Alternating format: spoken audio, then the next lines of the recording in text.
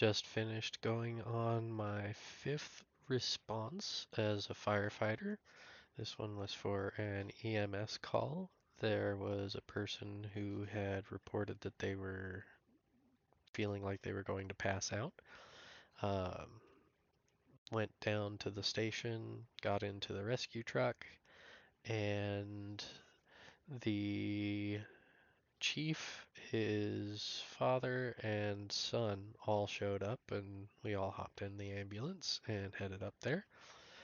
And when we arrived, the patient was in the driver's seat of a car and was pretty weak, kind of slumped over, but not unconscious, and was very faint in talking whenever we got on scene. Um, they had reported that they were burning some plastic and inhaled some of the fumes and had become overcome.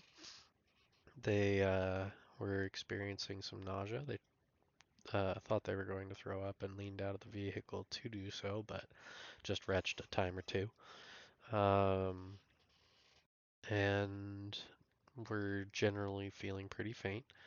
Um, the son took blood pressure and pulse oxygen and stuff like that. And around that time, North Star showed up, and we transferred care into that ambulance, got her in there, and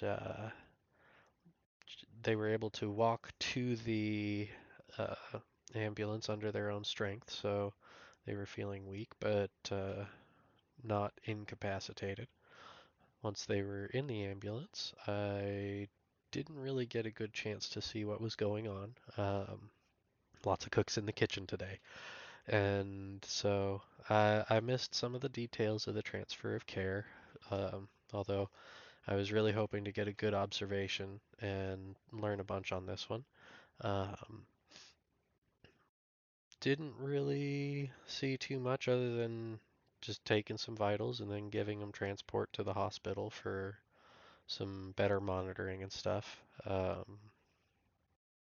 And yeah, it was pretty cut and dry.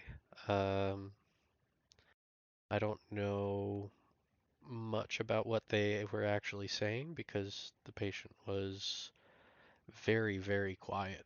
I was about 2 feet away from them and I couldn't hear a word that they were saying. Um, I don't know if I have hearing issues. I don't think I do, but you definitely had to be real close to hear this person. And my guess is if they were just a little bit overcome from plastic toxic fumes and stuff, that a bit of fresh air and time and they probably bounce back, but they'll be able to do so under some appropriate medical supervision. And it was a pretty quick call. We were back at the station within maybe 15 minutes. And yeah, pretty easygoing day for that kind of a call. And uh, let my chief know that I am ready for Fire Academy. So the next time a course comes down for that, I am going to hop in and go from a beginner to a apprentice, I guess. So looking forward to that evolution. And yeah, it was pretty low key today. Um, Not a lot to say, but yeah, it's always good to see how they act. Like whenever we got them loaded up into the ambulance, we moved out into the highway and stalled traffic for a minute so that we could get the ambulance out and rolling up the road safely. But not a lot required of me, and not a lot to see on this one. But always good to get the exposure.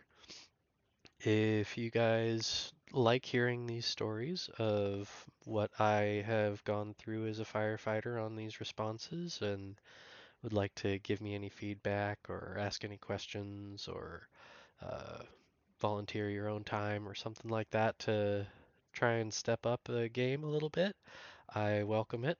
And I will be leaving a link to my Telegram channel down in the notes. And I look forward to hearing from any of you guys. Have a great day, and I'll see you on the next call.